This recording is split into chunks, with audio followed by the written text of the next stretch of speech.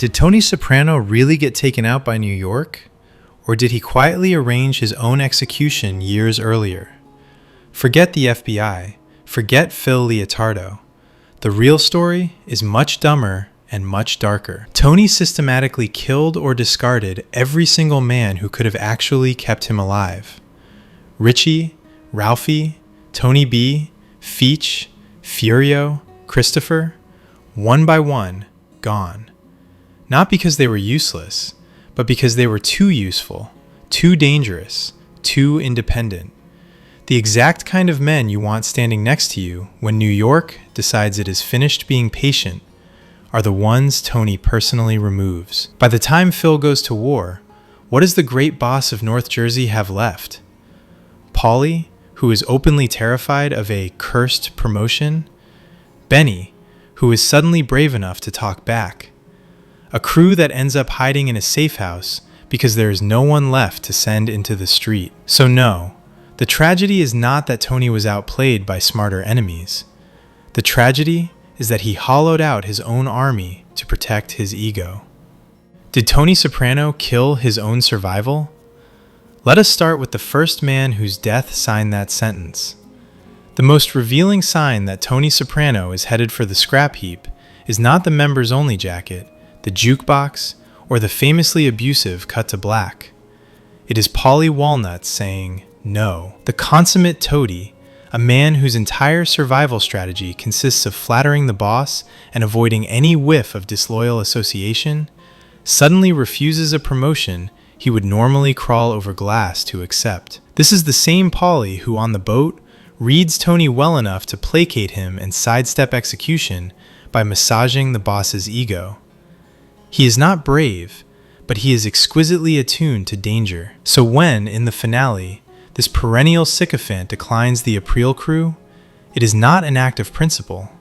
It is a man smelling smoke and declining to sit in the chair closest to the fire. The psychological pattern is unmistakable.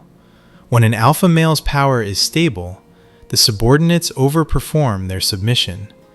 When that power starts to wobble, the subservience decays. Paulie's refusal is the domesticated version of the wild animal turning just slowly enough to show teeth. This erosion of fear is not confined to Paulie. In The Blue Comet, Benny Fazio, usually a quiet, dutiful soldier, talks back to Tony in the safe house. Benny is not growing a conscience or a backbone. He is performing a simple calculation. At that moment, Tony's odds of surviving the war with Phil are poor, his authority shaken, his future uncertain. In such conditions, the mystique of the boss dissolves, and the usual deference frays. These men behave like pack animals. When the alpha limps, the pack tests him. Benny's insolence and Paulie's refusal are two sides of the same coin, indicators that association with Tony has shifted from asset to liability. Something in the air has changed. The argument that this is merely about an impending indictment understates the point. Criminals live under indictment. It does not usually make capos refuse extra money and status. What it can do, alongside a bloody and mishandled war, is convince them that standing too close to a doomed man is the real death sentence. Of course, there is the more literal explanation. Paulie refuses the April crew because he believes it is cursed. The show gives him that superstition in plain dialogue. This is the same man who kept the painting of Tony and the horse recast with Tony in a general's uniform. That painting has long invited speculation. Was it kept because it was valuable, because it flattered Tony, or because it captured how Paulie truly saw him, a delusional emperor presiding over doomed assets? The refusal of the April crew can be read the same way. Either Paulie genuinely believes the crew is cursed in a mystical sense, or the curse is his way of articulating that any position that ties him more tightly to Tony Soprano at this late stage is dangerously unlucky. Superstition and foresight blur into one another in the mind of a man whose entire worldview is omens, saints, and self-preservation. The ambiguity is part of the elegance. Either way, the result is the same. He keeps a careful, suddenly convenient distance from a boss whose permanence no longer feels guaranteed. Then there's the sit down with Butchie. If any scene screams that Tony's trajectory has reached its terminal point, it is the one where he walks away from a meeting with New York, having secured everything he wanted. Butchie, who previously agitated for Tony's death, suddenly becomes a model of reasonableness. The Shah of Iran routine with Phil has worn thin. The New York leadership is tired of his absolutist nonsense. Butchie wants stability. On the surface, this can be read as straightforward. Phil has become a liability, New York cuts him loose, and Tony is allowed to live under a new understanding. Yet the ease with which Butchie folds is precisely what unnerves many observers. Powerful men in this universe do not let someone kill the head of their family and stroll away whistling. The idea that a mope from Jersey could take out the New York boss and simply move on with everyone's blessing strains the internal logic of the show. The more compelling read is that the sit-down is transactional theater. Tony is appeased, his guard lowered, and the hit proceeds anyway, sanctioned now by a leadership that always hated him and now sees extra benefit in removing a boss under federal siege. At the heart of the debate sits the question of whether Tony's demise is a local act of vengeance or the systemic conclusion to years of political missteps.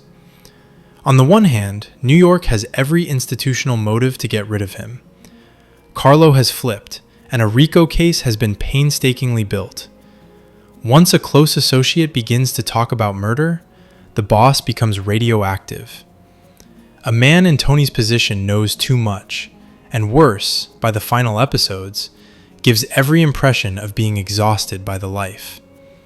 The risk that he might eventually cooperate himself is not negligible. From New York's perspective, eliminating him reduces exposure and offers the chance to reconfigure the New Jersey operation under more compliant management. On the other hand, the show has always allowed room for smaller, pettier motives. There are long-standing grudges, personal humiliations, and the ongoing hatred of men like Butchie, who openly mocked Tony and delighted in stirring Phil's contempt. Tony has violated major norms. Phil's brother is dead, the hit was clumsily executed, and a New York boss was made to look weak before being removed. Within that world, the idea that you cannot touch a made man and you cannot threaten a boss in front of the boss cuts both ways. Tony did, indirectly, touch the wrong man, and he is the kind of boss who can be threatened once his own network has thinned. That thinning is entirely self-inflicted.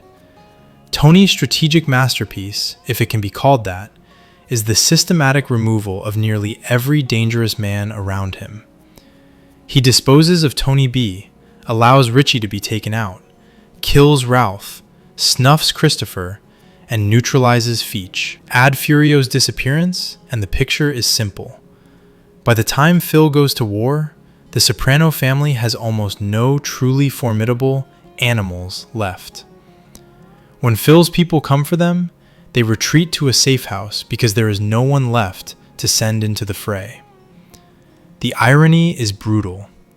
The very men Tony feared as potential usurpers or liabilities, Tony B with his intelligence and temper, Richie with his old-school violence, Ralph with his lethal combination of brains and psychopathy, Feech with his throwback brutality, Christopher with his fearlessness and appetite for mayhem, are precisely the ones who would have been most useful in a war with New York. Christopher alone is a walking dossier of violence, pulling a gun on Patsy in broad daylight, throwing Polly's relative through a window, brutalizing anyone in reach, mocking an entire room in a black burger joint with a welfare joke, and shrugging off New York's supposed 200 soldiers with a flat declaration that he is not afraid. Tony's obsessive need to protect his status leads him to cull precisely the people whose appetite for violence might have kept New York at bay. He prepares flawlessly for a coup that never comes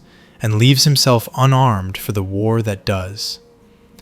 There is, of course, a powerful counter-argument that most of these men were not warriors so much as bullies. Richie, Ralph, and Feech excel at terrorizing 20-year-old dancers, greasy shop owners, and miserable landscapers. When facing someone of genuine equal status or strength, they are less impressive. Ralph's fight with Tony is more even than it should be, only because Ralph is wiry and stubborn. He is not a physical juggernaut. When Perry Annunziata, younger and far larger, tangles with Tony after the surgery, he crumples almost immediately, in part because he is more concerned about hurting the boss than defending himself. Ralph, by contrast, survives long enough to make Tony work for the kill. Yet even so, Ralph's greatest survival skill is not combat. It is opportunism. He tries to jump to Johnny Sack's crew when it looks advantageous. Richie would have gladly solicited New York's backing for an overthrow. Feach is already skating off the reservation, running stolen cars through New York chop shops. These men would be as likely to sell New Jersey out as to protect it. The more reliable war party is a smaller, less flamboyant one. Christopher, Tony B., Furio, and Polly. If any single figure embodies the one-man army fantasy, it is Furio, a calm and methodical killer who radiates menace without theatricality. The recurring fan image of Furio taking a bat to the entire opposition is absurd and yet strangely apt. He is one of the few characters who could plausibly turn a street into a massacre with nothing more than blunt instruments. Unfortunately for Tony, he has long since removed himself from the chessboard. Christopher's end is not just another corpse on Tony's tally. It is an X-ray of Tony's thinking. In the car crash that precedes the murder, Tony registers everything. Christopher's erratic driving, the smashed baby seat branch, the fact that an important meeting is being approached by a man clearly high. When Christopher wheezes that he will never pass a drug test, the subtext is not subtle. He is a perpetual liability, chemically incapable of staying clean, and now a direct threat to Tony's exposure with law enforcement. At that moment, Tony understands that this man, already resentful over Adriana's murder and increasingly contemptuous of the life, can never again be trusted with responsibility or silence. The decision to pinch his nostrils shut is not improvised psychopathy. It is a cold assessment that this particular relative does not worth the risk. Some argue that the line about the drug test is the final straw, the explicit admission that aborts any last shred of mercy. Others maintain that the relationship was already irreparably broken. If the crash had not happened, another incident would have forced Tony's hand, perhaps with Christopher striking first. Either way, the choice underscores the larger pattern. Tony repeatedly chooses to eliminate those who pose emotional and practical complications. Even when doing so, hollows out his own protection. All of this converges on the Holsten scene. The diner itself, dismissed by some as crappy, defended by others as a North Jersey institution, becomes the stage for a rigorously constructed exercise in subjectivity. The camera establishes a pattern early. The bell on the door rings, Tony looks up, and the edit jumps to his point of view. AJ enters this way. Others do as well. This sequence repeats, conditioning the viewer to read the cut as Tony's consciousness. Meanwhile, the man in the members-only jacket drifts in, glances around with an antsy tension that does not match casual dining, and disappears into the bathroom, echoing the famous Godfather sequence in which Michael retrieves a gun from the restroom to kill a police captain and rival boss. The last time the pattern appears, the bell rings as Meadow is about to enter. Tony looks up. The audience is primed for his perspective. Instead, there is nothing. No fade, just an abrupt void. Black screen, dead sound, and then unusually quiet credits. This structure resonates neatly with earlier lines. Bobby, on the boat, speculates that in this life, one probably does not even hear it when it happens. Silvio, sprayed with blood at a restaurant assassination, notes that he did not understand what was happening until the shooting had already begun. Thematically, the series has told the audience repeatedly, in this world, death is sudden and unremarked. The final cut enacts that philosophy from inside Tony's head. Fans have happily layered extra adornments onto that already coherent design. The onion rings are consumed almost like communion wafers, suggesting a Last Supper.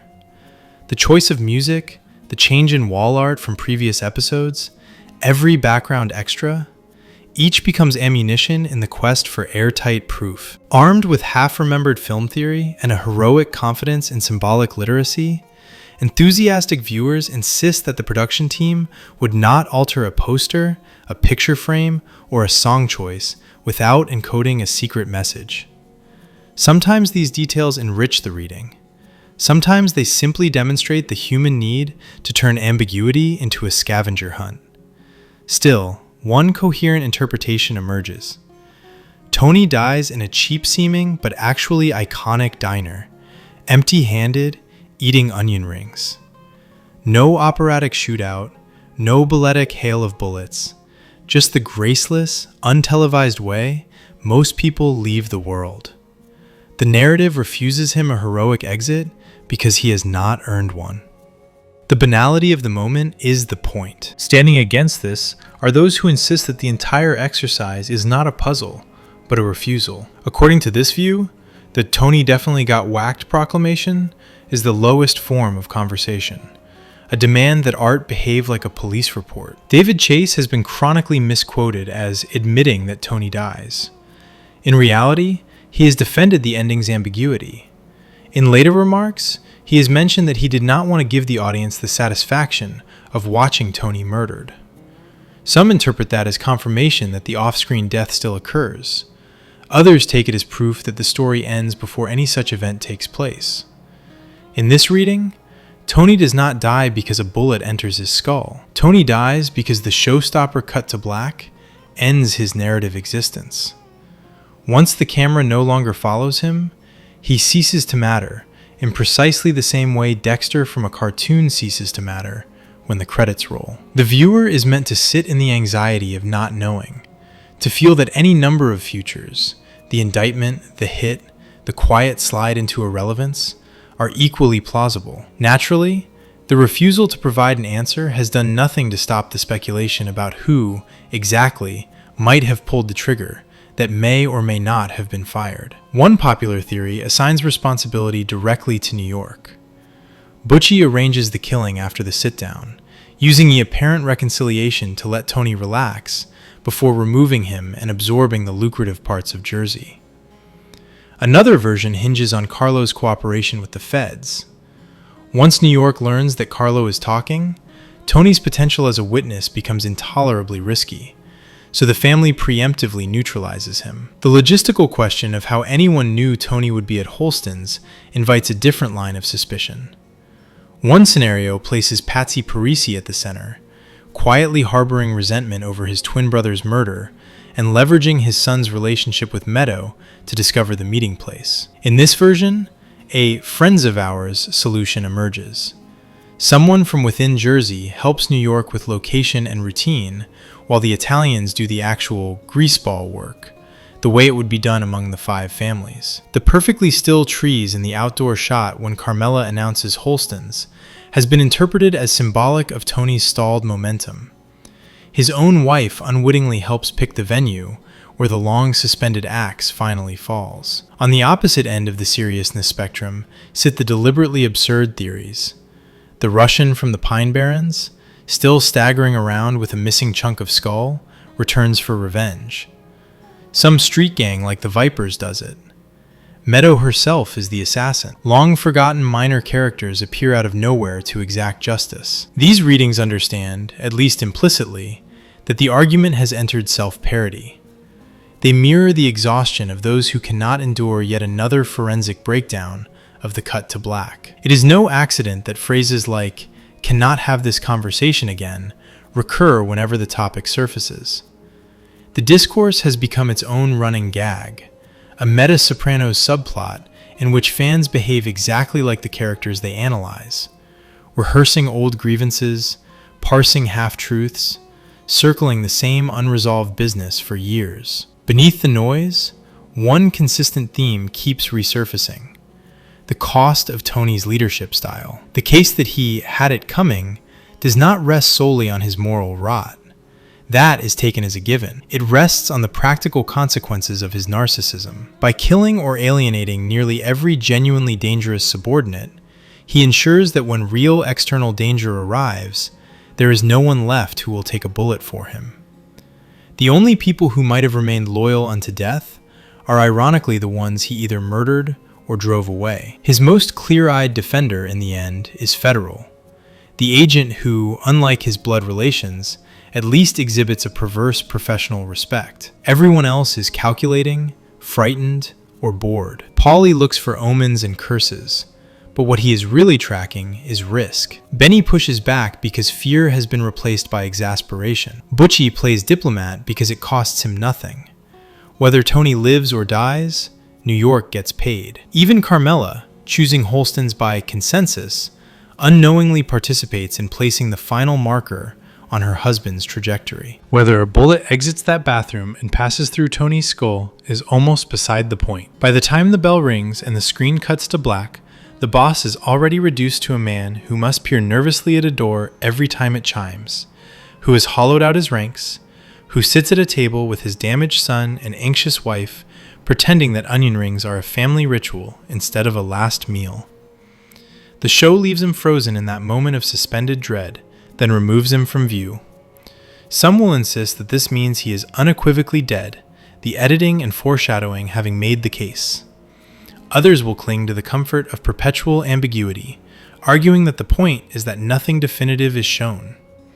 What is certain is that the story has constructed a world in which association with Tony Soprano has become, finally and irreversibly, a bad bet. Paulie's quiet refusal, Benny's insolence, Butchie's suspicious generosity, Carlo's betrayal, Christopher's murder, and the exhausted look in Tony's eyes as he waits for Meadow, all of it converges on one conclusion.